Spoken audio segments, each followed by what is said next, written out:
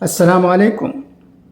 قطر میں 8 ہندوستانی بحریہ افسران کو سزائے موت۔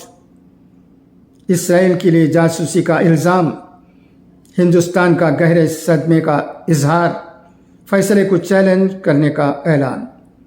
دوحہ، اسرائیل کے لیے جاسوسی کے الزام میں 1 سال سے زائد عرصے سے قطر میں قید ہندوستانی بحریہ کے 8 سابق افسران کو الزام ثابت ہونے پر سزائے موت سنا دی ہے۔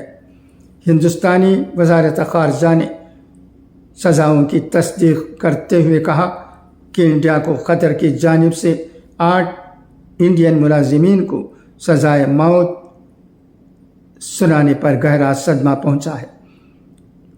وزارت خارجہ نے اس فیصلے کو حیران کن اور پریشان کن قرار دیا ہے۔ یہ بھی کہا کہ ہم اہل خانہ اور قانونی ٹیم کے ساتھ رابطے میں ہیں اور تمام قانونی متبادل تلاش کر رہے ہیں۔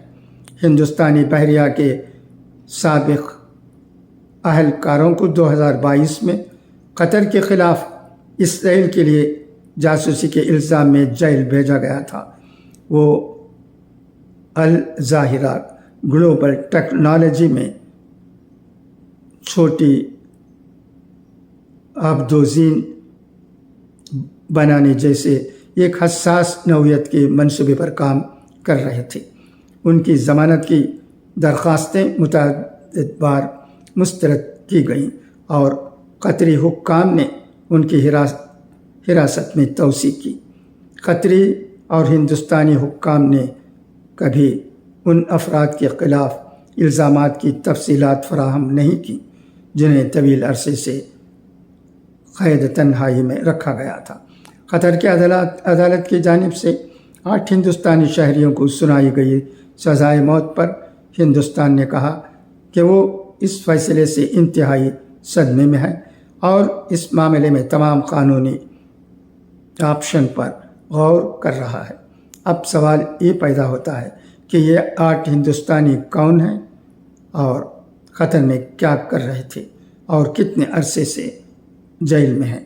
در حقیقت قطر کی عدالت نے جن 8 ہندوستانیوں کو موت کی سزا سنائی ہے وہ تمام ہندوستانی بحریہ کے سابق افسر ہیں۔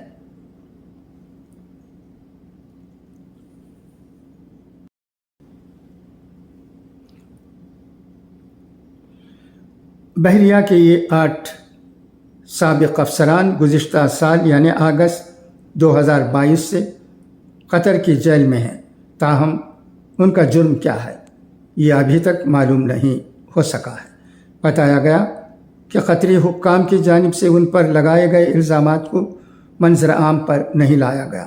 تمام 8 ہندوستانی نجی کمپنی الظاہرہ global technology and consultancy services کے لیے کام کر رہے تھے۔ ہندوستان کے سفیر نے اس سال 1 اکتوبر کو جیل میں ان اہلکاروں سے ملاقات کی۔ ہندوستانی وزارت خارجہ نے کہا کہ ہمیں ابتدائی طور پر اطلاع ملی تھی کہ قطر کی عدالت نے آج الظاہرہ کمپنی کے 8 ہندوستانی ملازمین سے متعلق کیس میں اپنا فیصلہ سنایا ہے۔ ہم سزائے موت سے انتہائی صدمے میں ہیں اور فیصلے کی مکمل تفصیلات کے منتظر ہیں۔ ہم اہل خانہ اور قانونی ٹیم کے ساتھ رابطے میں ہیں۔ ہم تمام قانونی آپشن پر غور کر رہے ہیں۔ وزارت خارجہ نے مزید کہا کہ ہم اس معاملے کو بہت اہمیت دیتے ہیں اور اس پر گہری نظر رکھے ہوئے ہیں۔